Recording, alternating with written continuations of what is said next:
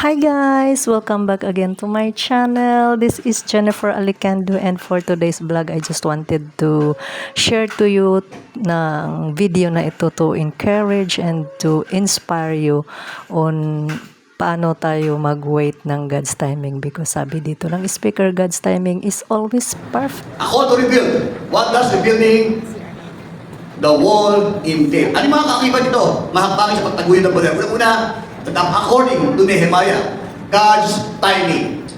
Mahalaga po ang timing ng Panginoon.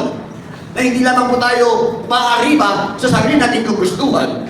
Tinitingnan natin yung tiyempo ng Panginoon. Dahil dito, si Nehemiah, basahin natin sa chapter 2, reading from verse 1 and 2. In the month of Nisan, yung nabanggit ko nina, Nisan, it falls on April, March of April. Nagsimula nung December. Yung sinabi doon, yun yung December. Kaya sinabi ito, in the month of Nisan, ito yung sitwasyon na si Nehemiah ngayon ay kaharap niya yung hari. Nung mabalitaan niya, yung masamang balita na nangyari sa Jerusalem, mga araw December.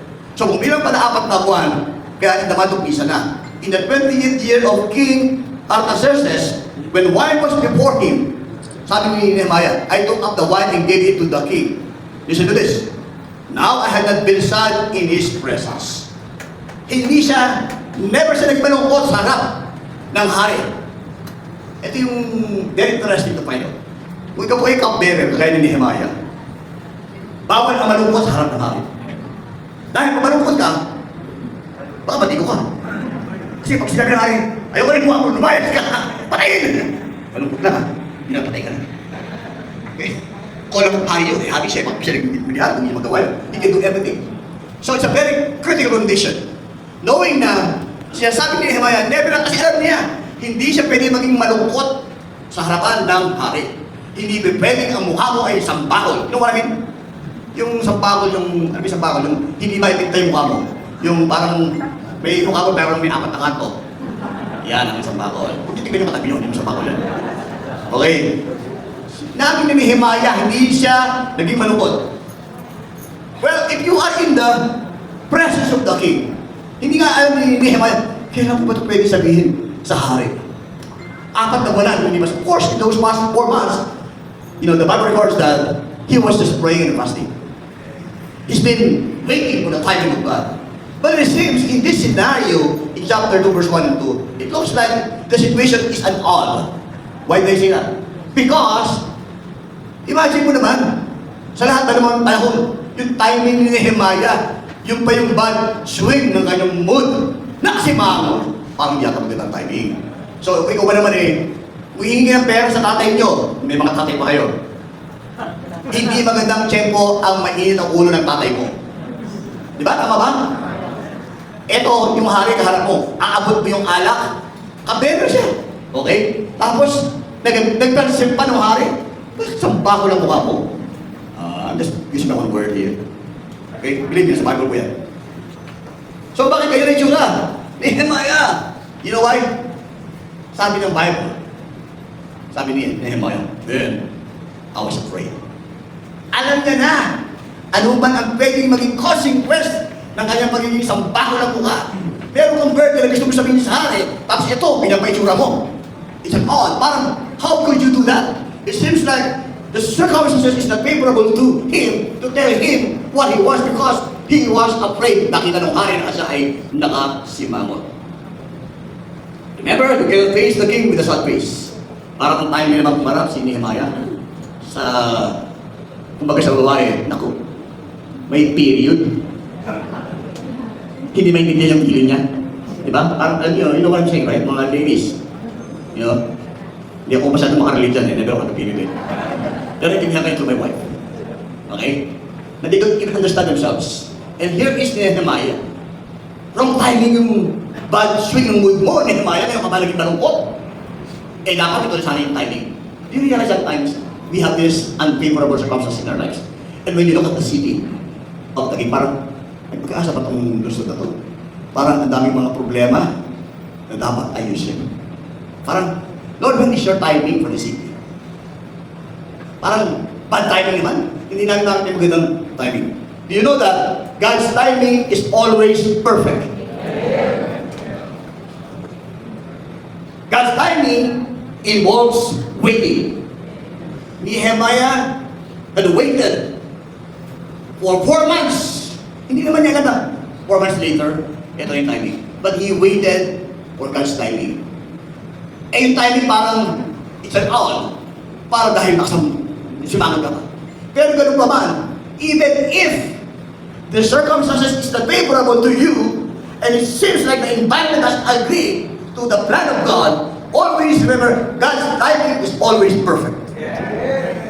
Regardless of the situation and the conditions of your environment. The beauty of God's timing is not dependent on your circumstances or bound by what you feel or see. Hindi umaayon ang timing ng Diyos kung kailan ang gusto ng tao mangyari, dapat mangyari. God will do His plan regardless of unfavorable circumstances in your life.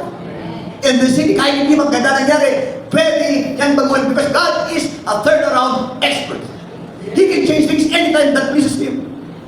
Tayo na minsan ang dismayado dahil hindi maganda ang nakikita natin at hindi maganda ang nararamdaman natin. But God is not dependent on what you feel and what you see. When He wants to do it, He will do it. When it's His timing, nobody can stop it. The Bible says nobody can thwart God's plan. Do you agree with that? Look, in the scripture, a biblical example of this in Genesis chapter 50 verse 20. As for you, remember Joseph? The last chapter of Genesis, sabi na sa mga kapatid niya, siya mga siblings niya. You meant evil against me, but God meant it for good, to bring it about that many people should be kept alive as they are today. The purpose of God prevails. Alam naman kung ano naging kwento ni Joseph. Sino yung Joseph po? Arimathea? Hindi. Joseph the dreamer. Di ba maraming Joseph sa Bible? And despite all odds that happened to him, the plan of God succeeded. Tupad pa rin ang kalooban ng Diyos. Hindi lamang yan. Sa aklat ng Ezra chapter 6 verse 22. For the Lord had made them joyful and turned the heart of the king of Assyria to them. Ikaw ngayon si Nehemiah, sa baho na mukha mo, nakita ng hari. Patay. No way I can bring my request to the king. Tapos, ito pa. No? Hindi na sige. Hari yan. Paparusahan pa ako. Pero sabi ng Biblia, na ang puso daw ng mga hari, no? Ang puso ng mga hari, kayang baguhin ng Diyos. So sabihin natin, parang hindi mo ganda ang timing. But God can turn the thing around. Look what it says sa verse. Binasa natin. Basahan ka mo yan. Mahalaga po yan, yung nag-aantay tayo. Alam ko naman, I can relate with you, as senior people. Ang mga seniors, madalas, mainipin. No wonder na-invento yung priority rate. Bakit? Anticipated na kung kailan mo nakamainipin itong mga senior. Sigurado, hindi sila mainipin, sila yung mga tao entitled. Feeling entitled. Yung tipo, dapat pa ako na senior ko. Diba? Don't get me wrong, may senior card din po ako. Pero may card ko, may PWD pa ako. Dahil meron po akong heart condition, hindi ko po yung PWD para gawa may card ko. Talagang, PWD po ako. May comorbidity ako. Why I'm saying that? Hindi lamang dahil sa senior ka, kaya na mainit ka. It's instinctive and innate to people to be impatient. But when Nehemiah allowed his impatience set into the situation, malamang he missed God's timing for a moment. Because timing is everything. Let me just give you an example of my own personal experience. How I experienced the timing of God that benefited me so much. I think it was 2014. Sino sa inyo rito na nangarap ka naman karoon ka ng sariling bahay? Wala kayong pangarap. Okay. Wala kang bahay yun. Walang registration fee ang mangarap. Sino sa inyo ulit, nangarap ka naman karoon ng sariling bahay? Most Filipino may think that if you're a pastor, imposible magkabahay ka. Dahil sa iyong economic status. Tama ba? So, lalo na siyempre, diretso kayo, hindi kung wala kang ginagawang mga anomalya o illegalities. And I prayed, Lord, I want to have my own house. Pangarap ko po yung bata pa ako. Sana magkaroon kayo ng bahay. 2014. The only thing I can possibly have that in the natural is mag-apply ka ng house loan. Tama ba yun? House loan, legit naman yun, di ba? Kasi mag-work ako, bayaran mo yun. So, meron monthly amortization. So, nag-apply ako sa bangko. Only to find out na I was declined. Clyde. So, ang ano loob ko, hindi na ako magkakabahay. Siguro yung mga alam ko na lang kasi sila mga bata pa. Imagine, no, I was probably 50 years old during that time. 50 years old na ako, plus 20 years, uugod-ugod ka na nagbabayad ka pa ng bahay mo sa monthly amortization. So, parang yata maganda.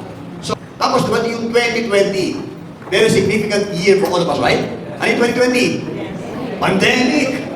Grabe. Maraming nawawalan ng trabaho. No work, no pay. Maraming mga hirap na negosyo. Maraming mga tao talaga nangihikayos. Hindi lang ilan. Halos lahat hirap sa buhay. Naramdaman niyo po ba yun? O ako lang? Oo. Iba sa inyo, talagang naman niyo pa yung napapatuloy pa yung buwan niyo. Talagang ang hirap. But guess what? It was 2020 of October. Well, when God blessed me with a beautiful house in Antipolo. Because I have waited, and here I am. Now, I have the house. Paid in full, no need to pay the monthly amortization. In the life of Nehemiah, timing yun, nakita mo. Tingnan natin. Okay? Number 2, trusting in God's sovereignty for the city. God is sovereign God. God has a plan for the city. God will do His purpose and it cannot be thwarted. Nobody can stop God's plan for the city. Trust in God's sovereignty. Here in Nehemiah chapter 2, verse 3 and 4. I said to the king, let the king live forever. Why should not my face be sad when the city, the place of my father's graves, lies in ruins and his gates have been destroyed by fire? Ito ang sagot ng hari. Then the king said to me, oh, that's timing, trusting in God's sovereignty. Then the king said to me, what are you requesting? Oh, bingo! Hindi ko alam ng bingo. Good question. Ano ang gusto kong mangyari? Alam mo, nung pinabalas na hari, dapat patay ka na ni Nehemiah. Sapa ko ng mukha mo, ha? Ayaw ko makita mukha mo, mais ka. Pwede ko yung hari yun. Pero, ang sabi ng hari sa ano request mo? Parang na-imagine nung yung hari nung during ancient time, wala pa mang bangko siguro, pero nilabas yung checkbook niya. When you rebuild the wall, it is not going to be easy. There will be tension. When Nehemiah arrived in the place where he's supposed to be, here in verse 9, then I came to the governors of the province beyond the river and gave them the king's letters. Here's Nehemiah on the road. Now the king had sent with me officers of the army and horsemen. Here in verse 10. Pamilyar sa mga pangalan to, parang pag nababasa yung pangalan ng mga taong to, sumasama loob yun. But when Sanballat, pamilyar ba kayo Sanballat? Sanballat the Horonite and Tobiah the Ammonite. Sabi riyan, when they heard it, it displeased them greatly that someone had come to seek the welfare of the people of Israel. Leaders and pastors, let me tell you this. When you do something for the kingdom, hindi lahat ng tao ay matutuwa. Merong sasalakab, may kontra, may tututol, at hindi sila magtuwa. Expect the unexpected, and there will be tension in rebuilding the city. You will be facing problem. You will be facing difficulty. Hindi ko pwede yun. Wala yan. Alam naman natin, naramdaman natin sometimes, there will be divisions even in the body of Christ. There will be tension.